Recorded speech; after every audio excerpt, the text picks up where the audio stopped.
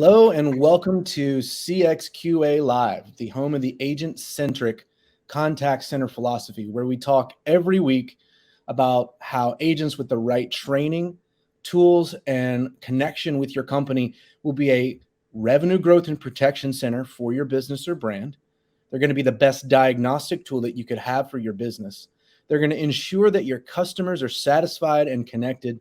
They're going to produce more and better work, and they're going to want to stay around and contribute to the long-term success of your company. So today on the show, I'm super excited. We have joining us for the first time as our featured guest, Lisa Guzman, and Lisa is the Senior Customer Service Manager at 86 Repairs, and she has over 18 years experience in the contact center. I got to tell the audience here, your tagline on LinkedIn grabbed my attention, and I was just grateful that you were willing to come on the show. We're going to save that for here in a second, but Lisa, we're so glad you could join us on the show today. Thank you, Rob. I'm really happy to be here. Awesome. It's going to be fun. So, few admin items before we get rolling with our main topic. And we would love for you guys who are here with us live to engage in the chat. Jacob is in the background. He's going to be managing the chat for us today. And if you have a question or a comment, feel free to drop it there or send Jacob a direct message in the direct message system in the platform. If you would like to come on and ask it, and we will bring you on to ask the question live on video if you're interested in doing that. This is going to be a really fun show as we're talking about something I think all of us are connected on values-wise. So we'd love to hear your thoughts. And then just a reminder that after the show, after the 30 minutes, which we try to honor because a lot of us really have strict timelines. We're in the middle of our day or the beginning of our day or wherever. We do bop out to this little discussion table that's in the lobby where we can chat it up a little bit and, kind of take things to a little bit more of a discussion even than what we can do in this format. So we'd love for you to join us. It's called Post Discussion. And you will be in the lobby as soon as we end the session right at 1:30. So finally, the last little housekeeping admin item. We do record this every week, and it is on our YouTube. So if you just Google YouTube Vistio, you will find that there. Past episodes, opportunities to share with other people, past weeks, and things we've talked about. Now, on to the main purpose for today. Lisa, you describe yourself on LinkedIn as virtual customer service leader and people fertilizer, parentheses, I help people grow. So I literally just saw you comment on some post and was just taken aback by how great that self-description was. And so why don't you just tell us what it means to be a people fertilizer? Yes. So I originally was looking to have a unique, tagline on my LinkedIn because I saw a lot of people having them. And so I was like, what do I call myself? What do I say about myself? What's, if I had to put in a very short description of my style of work, how would I describe that? And so it kind of took me on like a little journey. I was like, okay, I was very reflective and asking myself, looking over my career, what would I say sticks out the most to me? And to me, it's the fact that I have been the kind of leader who believes in developing people, who believes in wanting to help people move forward in their career path, whether or not it's with my department or another company. That was always very important to me because my experience before I had gone into leadership was a lot of times I would do so well at my job that they would stifle my development. They would stifle my ability to be promoted and to grow because you're so good here. I really need you here. And what that said to me was, they're very selfish. They're not thinking about what's best for me. And I didn't want to be that. So I'm very grateful for my time not being in leadership because it kind of taught me that's not the kind of leader I wanted to be. And so in my time in leadership, I have developed people to where they've gone from agent to supervisor, even to manager. I had my own report become my peer, which a lot of people are like, how do you feel about that? I'm like, I love it. Because, this person has grown. And that particular person, we met in person because I was working virtually. And her husband actually came to me and said, she's actually even better at home as a mom and as a wife because of the things that you taught. And I mean, and how can you not love that? Having that kind of influence in people's lives, that they can take with them forever. So now I feel like it's a calling. So as far as being a people fertilizer, everybody knows what a fertilizer is. It helps plants grow. And so, a fertilizer provides the nutrients that plant needs to promote faster growth. So yeah, you can have a plant that doesn't get fertilizer and it'll grow, but that fertilizer promotes faster growth. So when I say, the missing nutrients, that's part of my role, is that I look at my reports. I see what is missing. Are they, very shy and don't know how to present things? Do they have communication skills that they need to work on? Things like that. Management, a huge one. And I look for those gaps, and then say, if you want to get to the next level, let's work on these things. And so we work. Once I make the identification, they buy in. They're like, yeah, I can see where because you got to get the buy-in. You can't force someone to grow. And then once you get that buy-in, it's really that simple of identifying it. Let's align on what we need to do. And I've seen it happen. I had one person who, we work virtually, so we have to be on camera. He did not want to be on camera ever, but he wanted to be a supervisor. Wasn't going to work. So what we did was, I understood it was anxiety. So we would have private meetings where literally I would put my watch on 60 seconds. I'm like, just be on the camera for 60 seconds. Let's move it up to 2 minutes, just me and him. And now he runs meetings on Zoom all the time, and is completely comfortable. So it's those kind of things. And I know, it might seem like it's a lot of effort. It might seem like, why am I doing all of this? Because I'm looking at the long game. If I can build my people into, better performers and being happier and being more productive, it's not only the right thing to do, but frankly, it's the profitable thing to do, because then you have, retention rate is huge. Employee turnover is very costly. And if you can keep your people and you can keep them motivated and you can keep them growing, and then that way, when positions come up, and now you have somebody who knows the company, who knows the ins and outs. Because one of the great things about working in customer service, for example, is you learn a little bit about everything. And then if you go to another department, you can bring that experience to them and make that department even better. Wow. That was some solid gold right there. And I think when I hear you talk, I hear your passion for the people, and how that passion for the people aligns with what's good for the business. And you see that connection. And it's one of the reasons you're passionate about the people, because you understand that those two things, really are aligned. If you work it together, if you see them aligned, then they are aligned.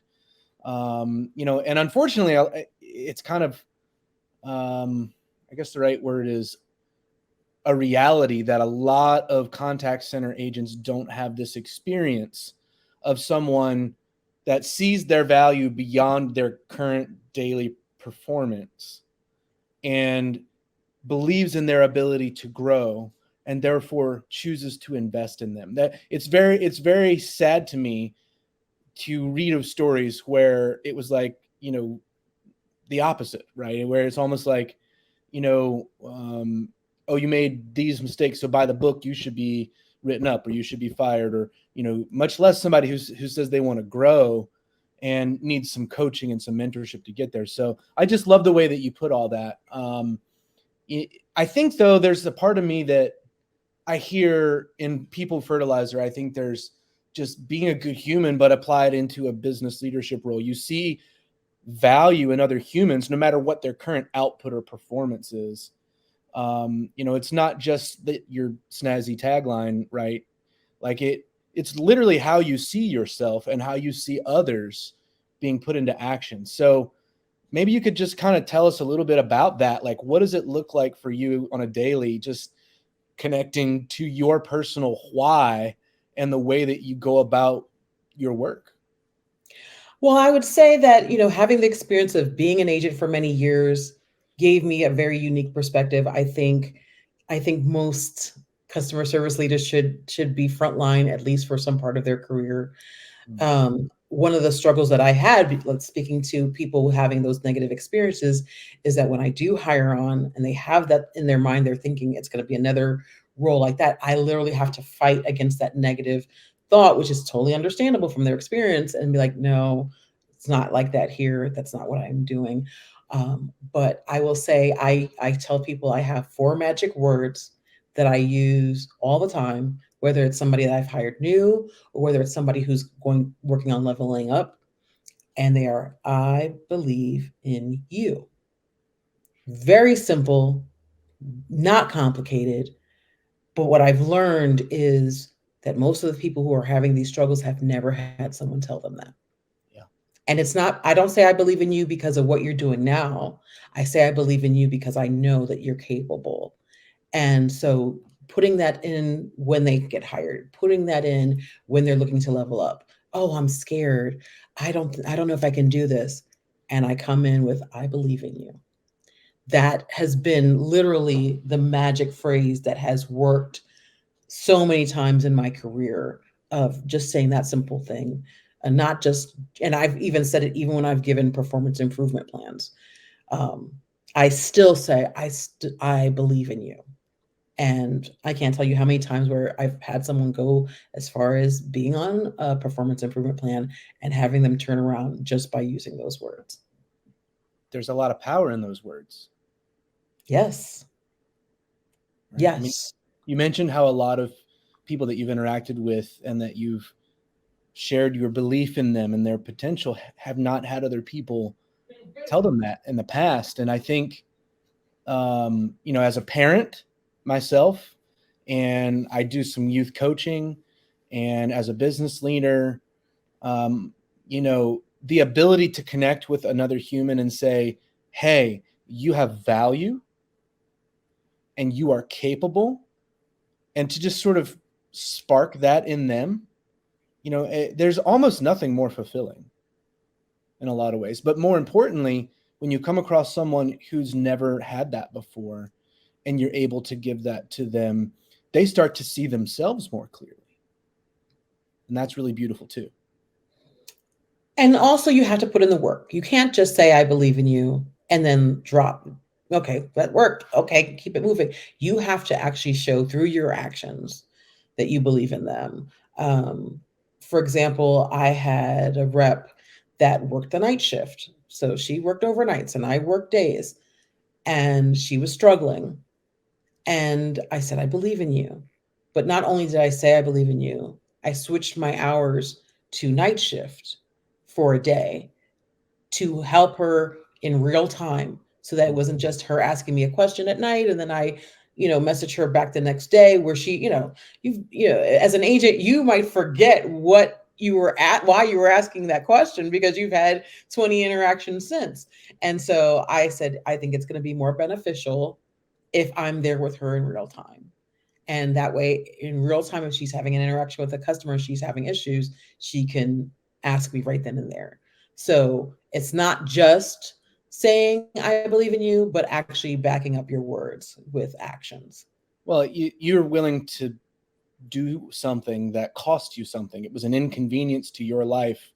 Or the example that you gave earlier about helping someone to get more comfortable on camera. You had to make an investment of yourself to prove that those weren't empty words, right? I mean, I think about the corporatization of empty words that, especially larger companies, and not all do this wrong, but, there's sort of like this, well, we're supposed to say these things, so we say these things, or, let's have another pizza party and say we appreciate you, or, whatever the case may be, where what's received is a lot less deep, or even just something that is seen cynically as this is not real. Like they know what they're supposed to say, but they don't really mean it. So when you do things like, I'm changing my schedule to nights for a day so that I can be there with you and show you not only that I believe in you, but that you should believe in you, because I'm willing to put something on the line too,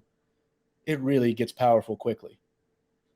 It does. And yes, it was a little, I didn't realize, like, man, working third shift is rough when you're working days. But it helped to show, because I believe that all relationships, whether they're business or personal, whatever, are 50-50. So I'm going to put in my 50. But what I also say to my reports is that if I put in 50 and you put in nothing, that's still failing. You still have to put in your piece of the 50%. And maybe it's 30% right now, but guess what? 50 plus 30 is 80, still passing.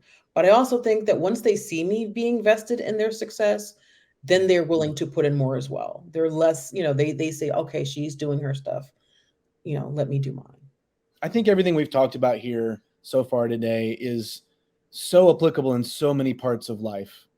Anytime you have relationships, there's a belief in one another that makes that relationship work, even if it's not a work, relationship. We have someone that answers to somebody else on the org chart.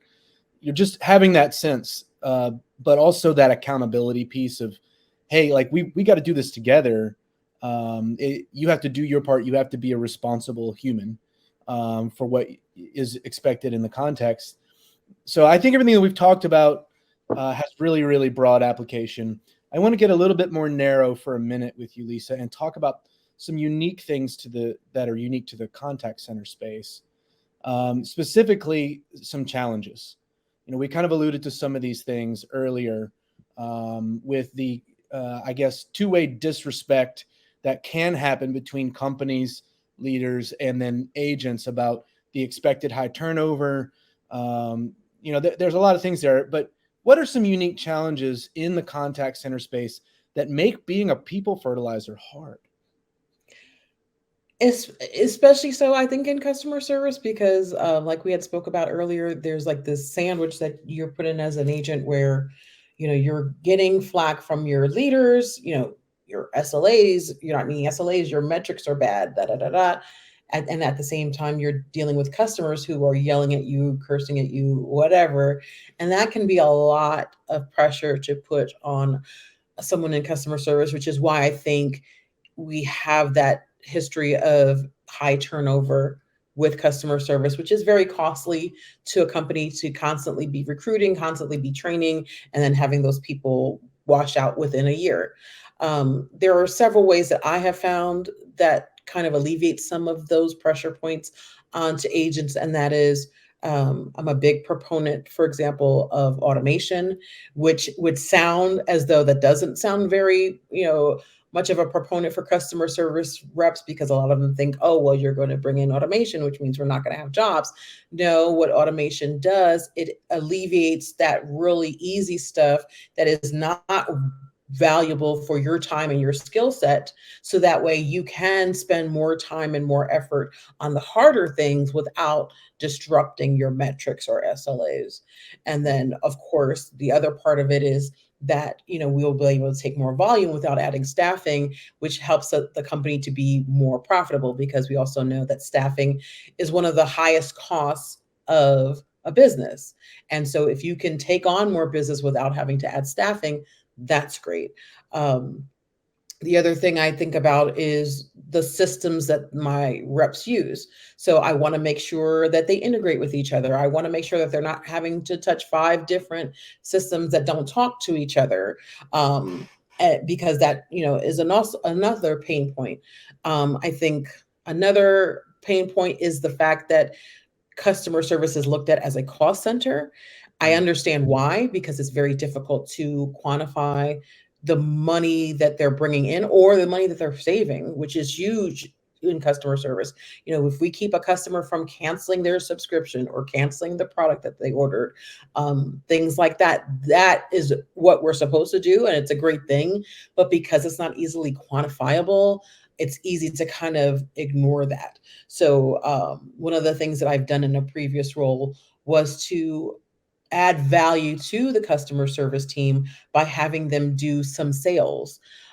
which, you know, it was an adjustment in mindset because customer service reps will say, I'm not into sales. I don't do sales. That's not customer service. I'm customer service oriented. And so the example I often use is that, okay, so if you have a customer on the line and they're buying a hammer, what would you upsell them on? Well, nails. Okay, so that was easy. And what you've now done is not only have you made a sale, but you've helped that customer get everything that they need to do what they're doing based on their purchase. So isn't that customer service?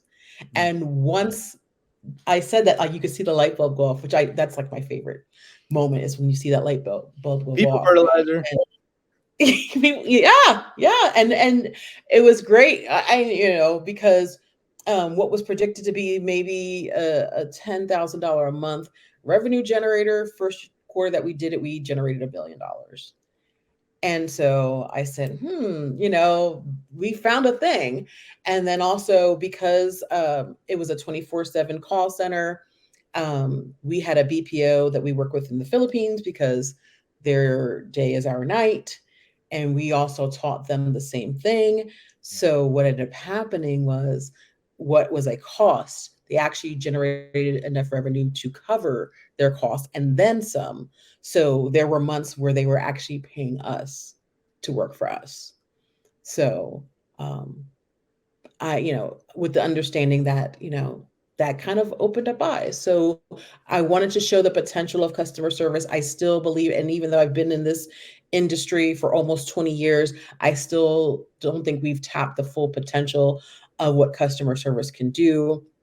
One of the things I also say to people is that, you know, because I've heard every phrase about customer service, including, oh, well, that's the redheaded stepchild of our company. And I'm like, do you realize that we are actually the brand ambassadors for this company? Because 9 times out of 10, the customer will only ever interact with us. So they're not saying, well, Lisa said, blah, blah, blah. They are saying XYZ company said. Yep. So you want to be feeding into those people. You want to be developing those people. You want to be supporting those people because they are your company's voice. They are not just solving the problems that you don't want to deal with. So I'm just so thankful that we were able to meet, because this is what we believe. This is what we talk about.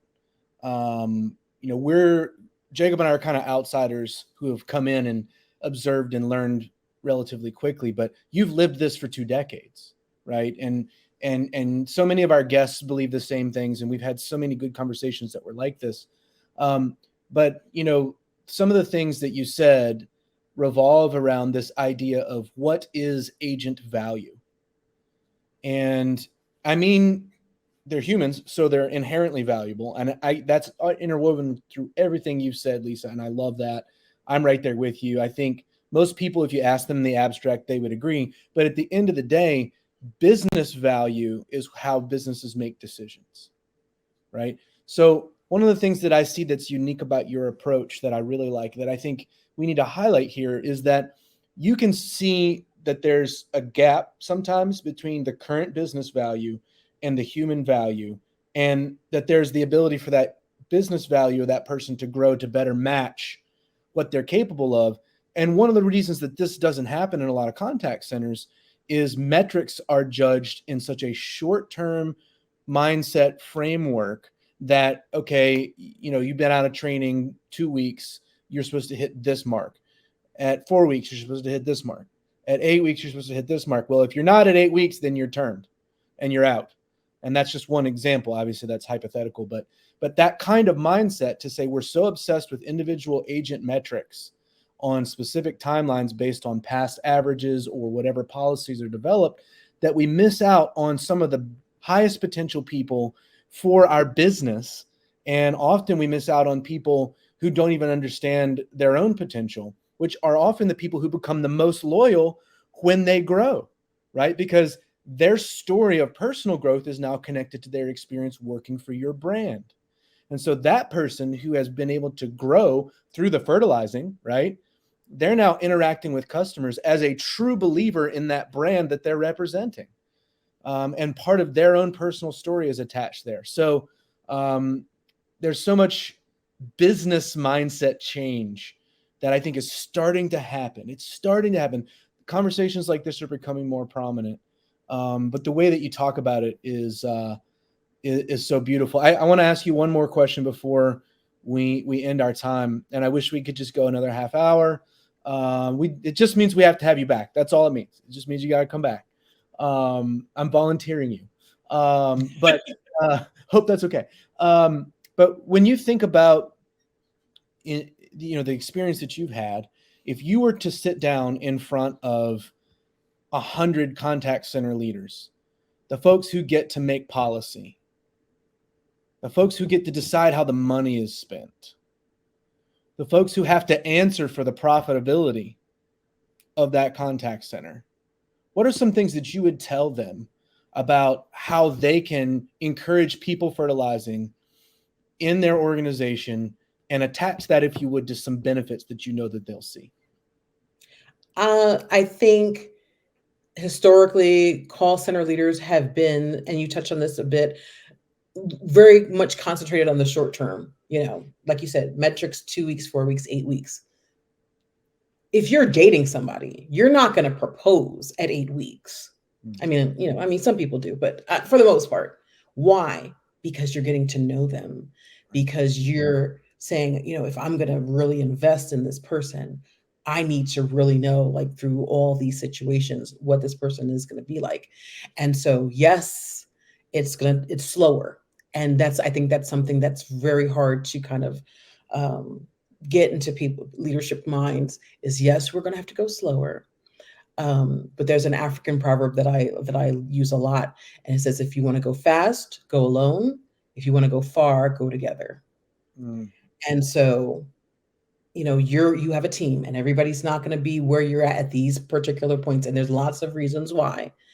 And yes, it's going to take more work, but the outcome of lower, recidivism, of higher CSATs, reviews are huge, So before, back in my early days of customer service, if somebody didn't like you, oh, I hate this company. And that's where it went. Now, when people have a problem with your company, it goes viral. It's on Facebook, it's on TikTok, it's everywhere.